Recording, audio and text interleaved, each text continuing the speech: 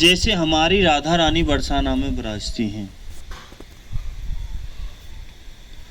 और श्री ठाकुर जी नंदगांव में विराजते हैं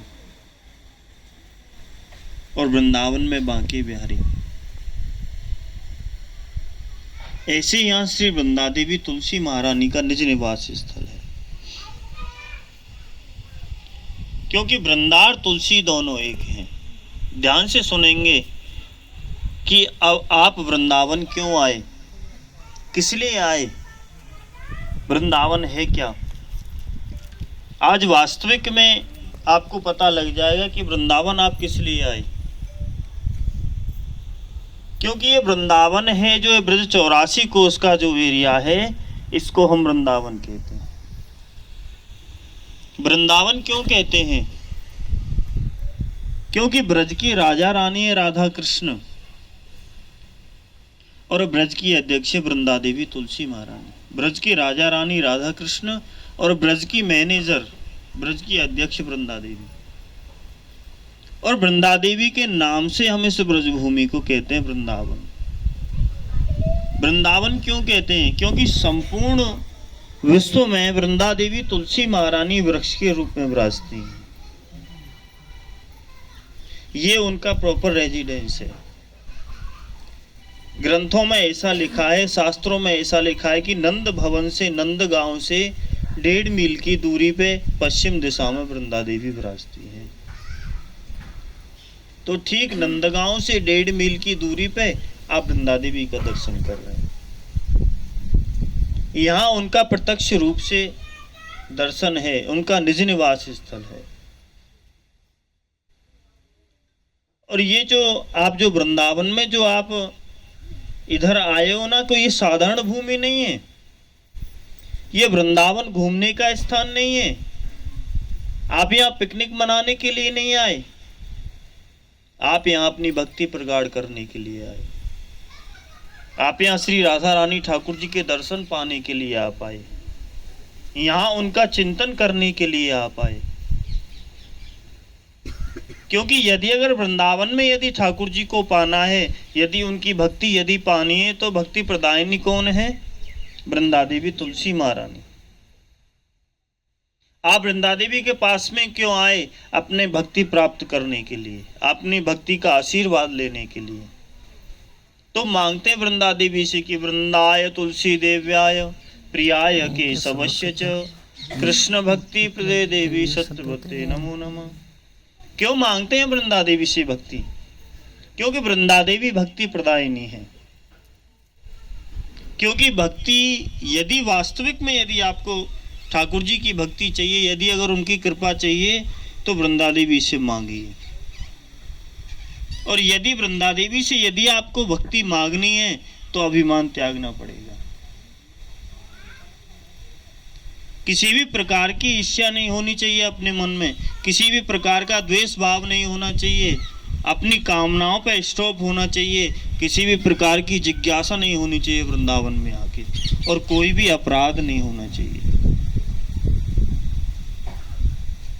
क्योंकि ये वृंदावन साधारण भूमि नहीं है, क्योंकि ये श्री राधा रानी ठाकुर जी का हृदय कमल है। कभी ये नहीं सोचना कि हम वृंदावन में घूमने के लिए गए थे, हमको तो राधा रानी ठाकुर जी मिलते नहीं, हमको तो ठाकुर जी कहीं मिले नहीं। ठीक है, मंदिरों में विग्रहों के दर्शन किए नहीं, क्योंकि जिस भी दिशा से, जहाँ से भी आपने इस ब्रजभूमि में, इस वृंदावन में जब प्रवेश किया, तो श्री राधा रानी ठाकुर जी ने आपको अपने हृदय कमल में बिठा लिया।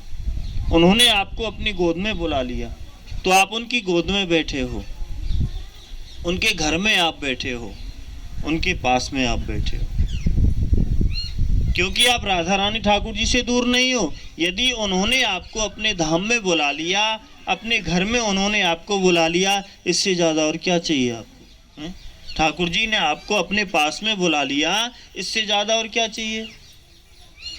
और यदि आप ये समझें कि हम अपने पैसे से वृंदावन आ गए, कभी नहीं आ सकते, कितना भी प्रयत्न कर लेना। और यदि सोचें कि अपनी प्लानिंग से वृंदावन आ गए, नहीं आ सकते। यदि पैसे से वृंदावन यदि आए होते, कोविड में कहाँ गया था पैसा? कोविड में कहाँ है? और यदि प्लानिंग से यदि वृंदावन आ सकते हैं तो जब तक वृंदा देवी आदेश नहीं करेंगी आप वृंदावन नहीं आ सकते, क्योंकि प्लान तो रोज बनते हैं, बनकर बिगड़ जाते हैं। वृंदावन वही आते हैं जिनको नंदलाल बुलाते हैं। तो नंदलाल ने वृंदा देवी तुलसी महारानी को आदेश दिया कि हे वृंदा देवी, हे तुलसी महारानी, जो भी मेरा भक्त जन, जो भी मेरा भक्त वृंद मेरे धाम में, मेरे वृंदावन में आने का प्रयत्न करे, उसको वृंदावन बुला लिया करो। तो आपको वृंदावन किन्होंने बुलाया? वृंदा देवी ने। कृपा किसने की आपको? वृंदा देवी ने। प्रभु जी को आदेश किन्होंने किया? वृंदा देवी ने। मैंने ऐसे ऐसे लोगों को देखा, प्लानिंग करते करते जीवन निकल गया, थक गए प्लानिंग करते करते। 80-80 वर्ष के, 70-70 वर्ष के बुजुर्गों को जब मैंने इधर वृंदा देवी के सामने जब मैं उनको कथा बता रहा था तो उनकी आंखों से झरझर आंसू आ रहे हैं, क्योंकि प्रभु जी आपने ठीक बोला, जीवन निकल गया प्लानिंग करते करते। कभी बेटा नहीं लाता, कभी बहू लाने नहीं देती, कभी कोई बीमारी लग जाती, कभी बेटे को ऑफिस से छुट्टी नहीं मिल रही, जीवन निकल गया प्लानिंग करते करते। नहीं आ पाए वृंदावन, क्योंकि वृंदावन आने के लिए ठाकुर जी के लिए तड़पना पड़ता है। वृंदावन आने के लिए प्लानिंग यदि करते तो प्रभु जी ने सबको आपको आदेश किया कि भैया जिस भी भक्त को वृंदावन चलना है अपना टिकट जो कराना है जल्दी से करा लीजिए कि हाँ प्रभु जी हम भी चलेंगे वृंदावन, हमारी बहुत दिन से जिज्ञासा। हाँ जी महाराज जी हम भी वृंदावन चलेंगे। तो फटाक से प्लानिंग बनती चली गई। ये किनकी कृपा हुई? ठाकुर जी की, क्योंकि इनकी कृपा से आप वृंदावन आए। कभी भी अभिमान लेकर के वृंदावन में नहीं आना कि हम पे तो रुपया पैसा धन दौलत है, हम पे तो सब कुछ है, हम तो वृंदावन चाह जाए जब घूम सकते, हम पे तो रुपया पैसा है। क्योंकि ये रुपया पैसा हमारे लाला है भैया, पसंद ना है। कन्हैया कह रहे हैं कि ब्रजवासियों का प्रेम देख मैंने बैकुंठ उतधायो। उस बैकुंठ को भी, उस वैभव को भी श्री प्रभु ने छोड़ दिया, जो कृष्ण रूप में आकर के वृंदावन में उन्होंने अवतार लिया। क्योंकि यदि अगर ठाकुर जी को वास्तव में यदि पाना है, वृंदा देवी से यदि अगर उनकी कृपा चाहिए तो अभिमान त्याग देना। अभिमान तो उद्धव को भी था, ठाकुर जी का उनको दर्शन जरूर हुआ पर कृपा नहीं हुई। अभिमान इंद्र को था, क्या गिरिराज जी को डुबाया उसने? अभिमान तो ब्रह्मा को भी था, है? जब ग्वाल वाल गौ माताओं को जब चुरा लिया तो ठाकुर जी टेढ़ी नजरिया से देख रहे हैं कि ब्रह्मा तुझे भी अभिमान आ गया, तो अपने हृदय कमल से गौ माताओं को ग्वाल बालों को प्रकट कर दिया। तो भैया रे सबसे बड़ी भक्ति यदि है तो ठाकुर जी के लिए प्रेम। कन्हैया कह रहे हैं कि भाव का भूखा हूँ मैं, भाव ही भवसार है, भाव से मुझको भजे उसका बेड़ा पार। यदि अगर प्रभु को हम भाव से पुकारेंगे, यदि प्रेम से पुकारेंगे तो वो हमारे लिए समर्पण हो जाते हैं। ब्रजवासियों के पास क्या था? ब्रजांगनाओं के पास क्या था? क्या कोई रुपया पैसा धन दौलत था? क्या ब्रजांगनाएं कोई ज़्यादा पढ़ी लिखी थी? क्या कोई ज़्यादा सुंदर थी? बस उन्होंने प्रेम से ठाकुर जी को वश में किया। उसको ब्रजवासी घोड़ा बना रहे हैं, उस त्रिलोकीनाथ को, जिसकी नज़र यदि झुक जाए तो सब संसार झुक जाता है। उंगली, उसकी उंगली के इशारे पे दुनिया झुक जाती है। उसको ब्रजवासी घोड़ा बना रहे हैं कि लाला भैया घोड़ा बन जाइए कन्हैया, माखन की जो मटकी टकी हुई है लाला, हम याकू मिल बांट के खाएंगे, जल्दी से खा लें। कोई ब्रजगोपी आ जाएगी भैया हम तो भाग जाएंगे, तू ही छोटो सो लाला है, तू भी पकड़ ले। जिसकी भक्ति मात्र हिलाने से लय प्रलय हो जाता है। जब लाला को छोड़ करके जब सब चले जाते तो उसका कान पकड़ रहे, चल दारी के माखन की चोरी करे हैं, उसको गुलचा मार रही हैं, चल तो को मैया पे पिटवाऊंगी। जिसकी भक्ति मात्र हिलाने से माता पृथ्वी सोचती है कि पता नहीं आज त्रिलोकीनाथ बहुत क्रोध में है, पता नहीं आज क्या होगा। ब्रह्मा भी हजारों बार सोचते हैं, इंद्र कुबेर ये सब सोचते हैं कि आज तो पता नहीं कब हमें हमारी गद्दी से प्रभु रिजाइन दे दें। उस मैया यशोदा छड़ी के सामने, उनकी डंडी के सामने वही दुनिया का पालनहार वो ऐसे बैठा है, हैं? मैया मारेगी यदि अगर कोई छल करूंगा तो, कोई नटखटपना करूंगा तो मैया बहुत जोर से पिटाई करेगी। देखो कितना सुंदर भाव है इस ब्रज का। ठाकुर जी कह रहे हैं कि वाह वाह मेरे धन्य ब्रजवासियों, वाह मेरी ब्रजांगनाएं, तुमने मुझे अपने प्रेम से जीत लिया। क्योंकि सब जग नाचे मेरी मोह माया में, गोपी पकड़ न चाहे मोह। ये सब संसार, ये दुनिया उसकी मोह माया में नाचते हैं। उसको लाला मैया ने माखन ना दियो, मैया ने छाछ ना दी तो को नाच के दिखा दे, तो उसको ब्रजांगना उस छाछ के मूल पर, उस चुरलुगर छाछ पर उसको नाचना चाहिए। क्योंकि मैंने ये भाव आपके लिए इसलिए प्रकट किया कि जब ऐसा भाव ठाकुर जी के लिए आपके प्रति आएगा तो प्रभु आपके लिए समर्पण हो जाएंगे। उनके लिए प्रेम करना सीखो, प्रभु को समझने का प्रयत्न करो। आप इस वृंदावन में जो आप आए हो ना, इस वृंदावन से अपनी भौतिक दृष्टि को निकाल करके इस वृंदावन को भक्ति की दूरबीन से देखो, इस वृंदावन को दर्शन की दूरबीन से देखो। ये साधारण भूमि नहीं है वृंदावन। जब भक्ति की दूरबीन से जब आप इस वृंदावन को देखोगे हैं, तो कृष्ण कृपा जरूर मिलेगी। ठाकुर जी का आनंद इस वृंदावन का आभास अवश्य जरूर होगा। तो वही भाव से हमें वृंदावन आना चाहिए। यहाँ घूमने फिरने के लिए अपनी जिज्ञासाओं को लेकर के यदि साथ में आए तो ठाकुर जी का चिंतन कैसे होगा। वृंदावन में आएंगे, सबसे पहले प्रभु जी से कहेंगे कि प्रभु जी सबसे पहले तो बढ़िया सा रेस्टोरेंट चाहिए हैं, और बढ़िया जो वृंदावन में जो स्टैंडर्ड वाली जो पनीर है ना, उसकी शाही पनीर की सब्जी होनी चाहिए हैं, बढ़िया अच्छी अच्छी मिठाइयाँ होनी चाहिए। क्या इसके लिए आप वृंदावन आए? वृंदावन में जैसा भी रहने को मिल जाए रह लो। मैं रहने और खाने का विरोध नहीं कर रहा, क्योंकि वृंदावन में यदि रहने को मिल जाए तो जैसी भी रहने को मिल जाए रह लो, जैसा भी भोजन पाने को मिल जाए उसको प्रसाद समझ के ग्रहण कर लो। क्योंकि वृंदावन में आएंगे, इंस्टाग्राम पर लहंगा घुमा करके, अर्धनग्न वस्त्र पहन करके, आपस में आलिंगन करके हैं, फोटो सेल्फी खींचेंगे। क्या इसके लिए वृंदावन आए? जो हमारे मस्तिष्क में जो कलयुग रूपी जो जीव घुसा हुआ है, इसको निकाल करके बाहर फेंको।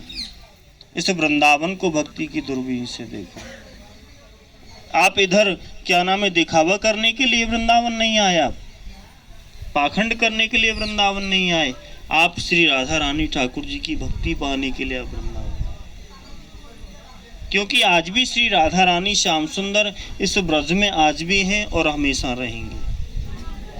कन्हैया कह रहे हैं कि ब्रजवासी वल्लभ सदा मेरे जीवन प्राण, इन्हें ने को विसारियो मुनंद बाबा की। ठाकुर जी कह रहे हैं कि कभी भी मैं अपने ब्रज को, वृंदावन को छोड़ के नहीं जाऊंगा, कभी भी मैं अपने ब्रजवासियों को छोड़ के नहीं जाऊंगा, क्योंकि ये वृंदावन मेरा हृदय कमल है, ये मेरा घर है। तो आज भी श्री राधा रानी ठाकुर जी इस वृंदावन में रहते हैं और आज भी अपनी लीला करते हैं।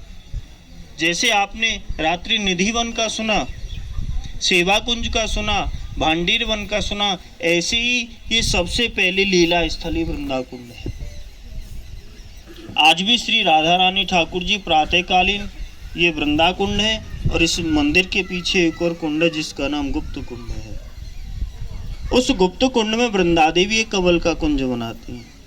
रोजाना प्रातःकालीन आती श्री किशोरी जी, सुबह 7 बजे से लेकर के 8:24 तक वो अपनी लीला करते। तो उनकी लीलाओं का अरेंज वृंदा देवी करती है।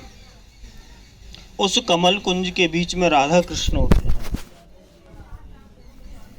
फिर अष्ट सखियां होती हैं, मंजरियां उपमंजरियां होती हैं, ललता विशाखा तुम विद्या सुदेवी चंपक लता इंदुलेखा, 8 प्रिंसिपल गोपी। तो उनकी लीलाओं का अरेंज वृंदा देवी करती है, क्योंकि ब्रज की लीला सहचार नहीं सकती। ब्रज की व्यवस्थापिका वृंदा देवी तुलसी महारानी। फिर उनका अरेंज वृंदा देवी कैसे करती है अष्ट सखियों के साथ में, कि आज कौन गोपी किस तरीके से श्रृंगार करेगी। कौन गोपी गायन वादन करेगी, कौन लीला करेगी, कौन राधा रानी ठाकुर जी को आरती करेगी, कौन उनके लिए भोग बनाएगी, वो सब अरेंज वृंदा देवी करती है। और अभी आपने देखा कि वृंदा देवी एक हाथ से आशीर्वाद दे रही हैं, वो भक्ति का आश्रय, भक्तों को अपनी भक्ति का आश्रय देती है। और देखती हैं वृंदावन में आके कि कौन भक्त अपनी मौज मस्ती ले रहा है, कि कोई राधा रानी ठाकुर जी का चिंतन कर रहा है कि नहीं, कोई उनका स्मरण कर रहा है कि नहीं। जब ये सब वृंदा देवी देख लेती है तो अपनी भक्ति का आशीर्वाद उसी पे रख देती है। आप ये नहीं समझना कि हमको वृंदावन में आके कोई नहीं देख रहा, राधा रानी ठाकुर जी तो देख ही रहे हैं, साथ में वृंदा देवी भी देख रही हैं। वो कैसे कि आपने देखा कि एक हाथ से आशीर्वाद दे रहे तो दूसरे हाथ में आपने कमल के फूल का दर्शन किया, नहीं किया हो तो अब करके जाना। उसके ऊपर एक पीले कलर का तोता है, उसका नाम दक्ष है, वह वृंदा देवी का संदेश वाहक है। उसके सानिध्य में 1 लाख तोते हैं, जो आप सब लोगों को उन्होंने आते वृंदावन आते हुए देखा। जितने भी भक्त आज वृंदावन में आए ना, सबकी सूचना वृंदा देवी के पास में है। और जिन भक्तों को उन्होंने वृंदावन में बुलाया है, उन सभी भक्तों का वृंदा देवी ने अपनी लिस्ट में नाम लिख के रखा है, और सब सूचना वृंदा देवी को मिलती है कि हे वृंदा देवी, हे तुलसी महारानी, जिन भक्तों को आपने अपनी भक्ति प्रगाढ़ करने के लिए, राधा रानी ठाकुर जी के दर्शन पाने के लिए, और उनके वृंदावन में जिन भक्तों को आपने बुलाया है, वो भक्त आ गए हैं। क्या नाम है उनका, कैसा भाव है उनका, कैसा मंतव्य है, कौन दर्शन कर रहा है, कौन उनका चिंतन कर रहा है, तो वो सब सूचना वृंदा देवी को मिलती है उन तोतों के माध्यम से। दक्ष के साथ में 1 लाख तोते हैं, जो पूरे ब्रज में भ्रमण करते रहते हैं और सबका परिचय देते रहते हैं। मुझे नहीं पता आप कहाँ से आए हो, मैं तो सिर्फ प्रभु जी को जानता हूँ, आप सबको मैं नहीं जानता, वो सब वृंदा देवी जानती है। तो यही भाव से हमें वृंदावन आना चाहिए, हमें ठाकुर जी का समझना चाहिए, इस वृंदावन को हमें समझना चाहिए। अच्छा, वृंदावन के बंदर हैं ना, जो वो चश्मे क्यों लूटते हैं, क्यों लूटते हैं, इसमें भी कुछ राज छुपा है। क्योंकि वृंदावन के जो बंदर हैं ना, वो चश्मे इसीलिए लूटते हैं। मेरी बातों का आप बुरा नहीं मानना, मैंने आपको इसीलिए सचेत किया है कि वृंदावन को कभी भी भौतिक दृष्टि से नहीं देखना, घूमने के भाव से नहीं देखना, वृंदावन को देखना है। बार बार सचेत कर रहा हूँ, भक्ति की दूरबीन से देखो। वृंदावन के बंदर इसलिए चश्मे लूटते हैं क्योंकि इस वृंदावन को जो लोग भौतिक दृष्टि से देखते हैं, उनको वो सबक सिखाते हैं। हमने आपका चश्मा इसीलिए लूटा कि इस वृंदावन को जो आप अलग रूप से देखते हो, जो आपकी जो दृष्टि है जो चेंज हो जाती है, उसको समझने, उसको चेंज करो। कैसे चेंज करना है, भक्ति के रूप से, कि भैया ना तो हम किसी अमरूद से देते, नहीं किसी सेब से देंगे, नहीं रोटी से देंगे, नहीं चने से देंगे, नहीं बिस्किट से देंगे। किससे देते हैं, किससे देते वृंदावन के बंदर चश्मे को, फ्रूटी से देते हैं। क्यों, क्योंकि जो फ्रूटी जैसा रस आप हमको पिला रहे हैं, ऐसा ही रस आप अपने हृदय में भक्ति रूपी के जो अपने हृदय में भर के जाइए।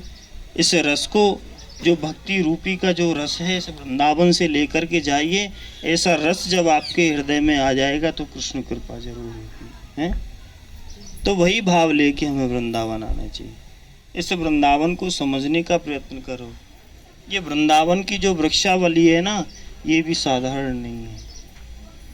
क्यों, क्योंकि आज भी श्री राधा रानी ठाकुर जी इनका आलिंगन करती हैं, आज भी ठाकुर जी राधा रानी इनका चुंबन करते हैं, आज भी इन वृक्षावली पर बैठ कर के लाला मुरली बजाता है। और वृंदावन के वृक्ष को मरम न जाने कोई, डाल डाल और पात पे श्री राधे राधे। तो यहाँ तो वृक्षावली पर बैठ कर के भैया पक्षी भी राधे राधे बोलते हैं। यहाँ एक एक पग पे श्री राधा रानी ठाकुर जी के आज भी चरण कमल हैं और हमेशा रहेंगे।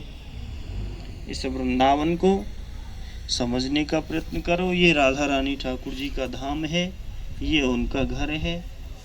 आपको उन्होंने इस वृंदावन धाम में बुलाया है और एक खास बात और बता दूं, आपके जो पूर्वज हैं ना, वो भी आपको आशीष दे रहे हैं कि हमारे पौत्र पौत्री ब्रज में गए हैं, वृंदावन में गए हैं, उनको राधा रानी ठाकुर जी की भक्ति मिले, उनको कृपा मिले। उनका यदि आपको आशीर्वाद मिल रहा है तो आपका पुण्य भी उनको मिल रहा है। तो वही भाव से हमें वृंदावन आना है। हमारा यही प्रयत्न होता है कि भक्तों को कम से कम वृंदावन में समझने का प्रयत्न तो हो, उनके मन में भक्ति तो प्रगाढ़ हो। और मेरा यही निवेदन है भक्तों से, यदि अगर मैंने अपनी वाणी से कोई भी वक्तव्य यदि आपको गलत लगा हो तो मैं उसके लिए क्षमा भक्तों से चाहता हूँ। और वृंदावन में आप बार बार आते रहें, वृंदा देवी सभी भक्तों को अपनी भक्ति प्रदान करे और बार बार वृंदा देवी आपको वृंदावन में बुलाती रहे। हरे कृष्णा, राधे राधे। इधर एकदम शांति है, ना कोई पंडा है, ना कोई पॉलिटिक्स है, ना कोई पॉल्यूशन है, नहीं आपसे कोई एक भी रुपया नहीं मांगेगा, नहीं आपसे कोई पैसा मांगेगा। आपका मंदिर है, आपका घर है, कभी भी आप आ सकते हैं। यदि आपका इच्छा है, यदि ठाकुर जी ने यदि आपको कृपा किया है अपनी सेवा प्रदान कर सकते हैं। नहीं, दर्शन करिए और आनंद से रहिए। राधे राधे, हरे कृष्ण।